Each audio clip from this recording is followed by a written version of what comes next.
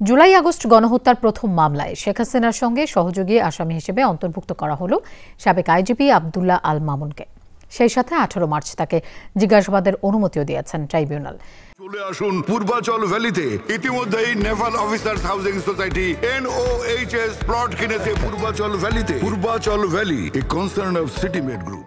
রোববার সকালে আন্তর্জাতিক অপরাধ ট্রাইব্যুনালে হাজির করা হয় সাবেক আইজিপি আব্দুল্লাহ আল মামুনকে। এরপর শুনানিতে চিফ প্রসিকিউটর বলেন, শেখ হাসিনার কমান্ড বাস্তবায়নের ডান হাত ছিলেন সাবেক আইজিপি, এজন্য তাকে সহযোগী আসামি করা হয়েছে।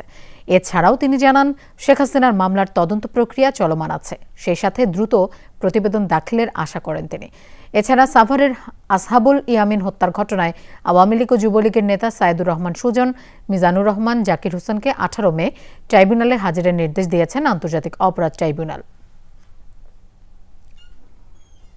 শেখ হাসিনার বিরুদ্ধে যে দুটো মামলা আছে, একটা জুলাই আগস্টের গণহত্যার ব্যাপারে আর একটা হচ্ছে গুম এবং এক্সট্রা জুডিশিয়াল কিলিংয়ের ব্যাপারে।